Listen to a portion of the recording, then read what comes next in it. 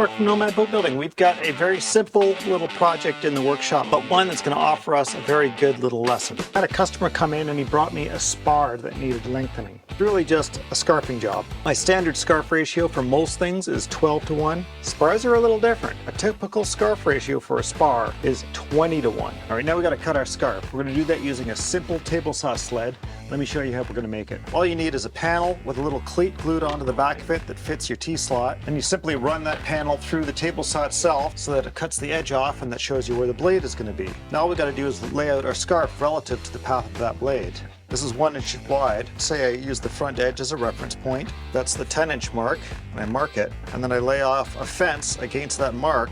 That would be a 10:1 scarf. We want a 20:1 scarf, so we make this half as steep. So if I mark this at 1/2 inch, that's going to be 20:1.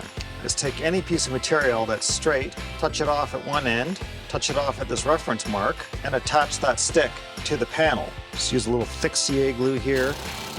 That's all there is to it. So we're going to be doing all the glue ups for this little project with WEST System Epoxy. Mix for at least a minute using the wand. By hand, 2 minutes bare minimum. This is what we refer to as two-part bonding. First, wet out our surfaces with unthickened epoxy. So we'll grab a little bit of colloidal silica here. Smear that on, then I'll comb it out. So we're using one of WEST System's 809 toothed spreaders.